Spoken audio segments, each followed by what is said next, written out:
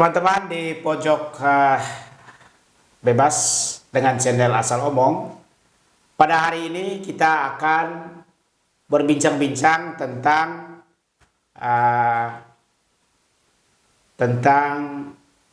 pidato dari Prabowo Subianto di Kalimantan. Dalam pidato itu Prabowo Subianto mengatakan bahwa Presiden Joko Widodo selalu mengajaknya untuk berkeliling menemani Presiden Joko Widodo. Jadi Prabowo Subianto bilang begitu. Nah, dalam tafsiran Prabowo Subianto, Presiden Joko Widodo mengajak ia berkeliling untuk mengajari Prabowo Subianto bagaimana mengelola negara. Jadi kurang lebih itu dalam persepsi Prabowo Subianto. Dan menurut saya, Bang, apa yang dipersepsikan, apa yang diinterpretasikan oleh Prabowo Subianto bisa dipertanggungjawabkan. Artinya ada dasarnya. Ya. Sekurang-kurangnya ada dua kunjungan Presiden Joko Widodo di mana Prabowo Subianto juga hadir. Dan kedua kunjungan ini justru mendapatkan sorotan publik yang sangat luar biasa. Kunjungan pertama terjadi pada tanggal 9 pada bulan ini ya, yaitu kunjungan ke Kebumen ya, untuk mengikuti acara panen raya padi di Desa Lajer, Kecamatan Ambal. Ya. Pada kesempatan itu nampak sekali ya di sawah, nampak sekali keakraban antara Prabowo Subianto, Presiden Joko Widodo, dan Ganjar Pranowo, Gubernur Jawa Tengah. Jadi kita lihat ya dalam berita-berita, dalam medsos, dalam YouTube, dalam berbagai macam platform media yang ada, ya, nampak sekali keakraban antara Presiden Joko Widodo dengan Prabowo Subianto dan juga dengan Ganjar Pranowo. Akrab sekali, bersenda gurau, ya, di tengah sawah dan lain sebagainya. Nah, menurut saya ini adalah sebuah peristiwa politik yang pantas mendapatkan tempat untuk juga diinterpretasikan secara politik. Lalu kunjungan kedua yang mendapat sorotan publik yang banyak juga terjadi pada tanggal 17 Maret, yaitu di Kalimantan ya, Selatan. Ya. Pada salah satu sesi dalam kunjungan itu, Prabowo Subianto mengatakan bahwa ya seperti yang saya sampaikan tadi di pembuka, Pak Joko Widodo sering mengajaknya berkeliling. Mungkin beliau sedang mengajari saya bagaimana mengelola negara. Jadi itu kurang lebih inti dari pidato Prabowo Subianto di hadapan masyarakat ya di sana. Nah, dua kunjungan ini mendapat respon yang luas dari masyarakat dan juga media, Bang. Dan juga dari para pengamat. Jadi banyak interpretasi atas kunjungan-kunjungan itu. Jadi interpretasi politik ya. Jadi dua peristiwa itu bukan sekedar dua peristiwa relasi antara Joko Widodo dengan Prabowo Subianto sebagai menteri, sebagai anak buahnya. Itu. Tetapi ini adalah arena politik yang layak diinterpretasikan secara politik. Ada tiga pandangan yang muncul, ya kurang lebih begini. Presiden Joko Widodo sedang memberikan tanda kepada masyarakat bahwa Prabowo Subianto layak untuk menjadi presiden. Prabowo Subianto adalah calon presiden yang dikehendakinya. Di tengah ketidakpastian PDIP mengusung Ganjar Pranowo. Ya, di tengah ketidakpastian itu, Presiden Joko Widodo memperkenalkan kepada masyarakat bahwa ini loh orangnya. Ya, jadi kalau PDIP nanti tidak mengusung Ganjar, mari kita dukung orang ini. Saya melihat batin dari PDIP mungkin lagi resah juga ya akhir-akhir ini gara-gara itu. Memang banyak tokoh lain yang diperkenalkan oleh Presiden Joko Widodo, tetapi yang nampak chemistry-nya sangat kuat itu adalah antara Prabowo dengan Joko Widodo. Ya, jika dibandingkan dengan menteri-menteri lain yang dianggap layak untuk jadi presiden. Pendapat yang kedua mengatakan bahwa Presiden Joko Widodo hendak menawarkan kepada masyarakat. Ini, apa pandanganmu hai rakyatku? Terhadap Prabowo Subianto dan Ganjar. Bagaimana kalau dua orang ini dipasangkan? Ya. Pilihan pertama adalah Prabowo Subianto sebagai presiden dan wakilnya adalah Ganjar Pranowo. Itu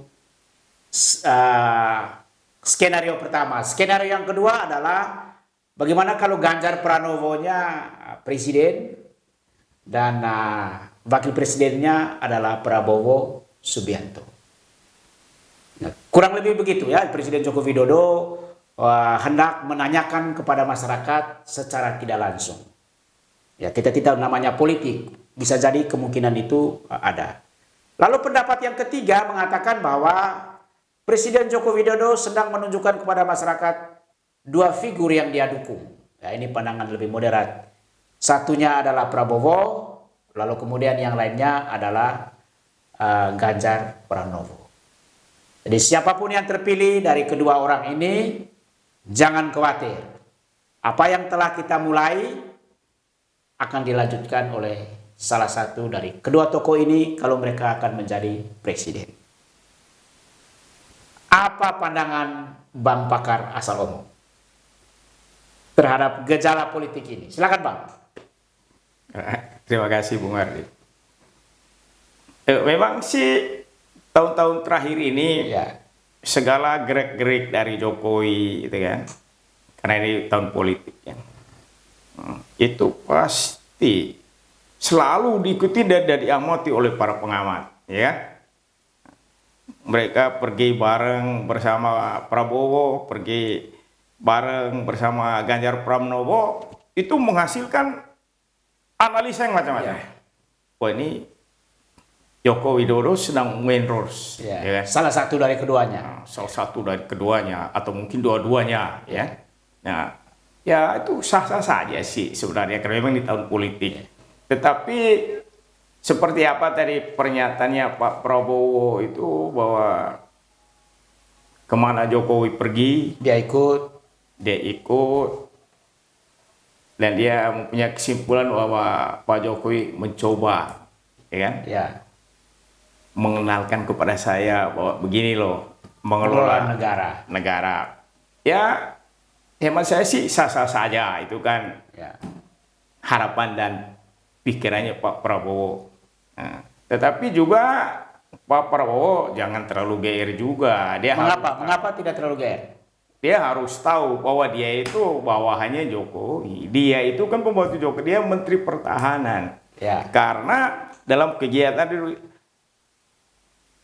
dan dalam mendukung keberlanjutan negara ini kan tidak serta-merta pertahanan itu hanya dari segi senjata, ya kan? Ya. Dari berbagai aspek juga. Tetapi ya bagus juga bahwa itu memang hal yang baik dari sisi Prabowo melihat apa yang dilakukan oleh Joko Widodo kemanapun dia pergi. Nah, tetapi saya lebih tertarik pada poin yang ketiga tadi, yaitu bagaimana Jokowi mencoba mengendorse dua orang ini yang memang sedang all Jokowi men. Ya. Itu mereka tuh kalau orang olahraga bilang tuh sedang on fire-nya, ya kan? Ya, kita melihat survei mereka naik turun, ada yang bertahan tetap di atas Prabowo itu. Mengapa saya tertarik dengan itu? Karena mungkin Jokowi berpikir bahwa di pundak dua orang ini, apa yang saya mulai, kedua orang ini akan melanjutkan dan meneruskan demi tercapainya cita-cita dia untuk mencapai Indonesia yang maju, ya kan? Kalau kita mau lebih bombastis, yang Indonesia yang maju, makmur dan sejahtera kan? Nah, dimulai dari sekarang ini kita lihat infrastruktur digencar kemana-mana, ibu kota baru sedang dibangun. Dia melihat bahwa dua figur ini bisa Melanjutkan itu ya. bisa meneruskan itu. Itu tanggapan saya. Tetapi soal apakah seluruh rakyat Indonesia sejalan atau sepikiran dengan harapan Jokowi, ya nanti kita lihat, ya kan. Tetapi apapun itu, yang terbaik lah mungkin saya kira rakyat harus memilih. Saya kira seperti itu. Intinya bahwa selain dua orang ini, tidak ada figur lain yang dipercayai oleh Presiden Joko Widodo untuk melanjutkan kepemimpinannya. Simpelnya Ya, seperti itu. simpelnya seperti itu. Ya. Iya. Meskipun akhir-akhir ini Anies Baswedan yang tidak pernah disebut sekalipun namanya oleh Presiden Joko Widodo mengatakan bahwa dia akan melanjutkan apa yang telah dimulai oleh Presiden Joko Widodo. Saya kira kalau orang bilang itu kan cuma basa-basi Anies Baswedan, sehingga dia mulai dengan tagnya dia perubahan, ya.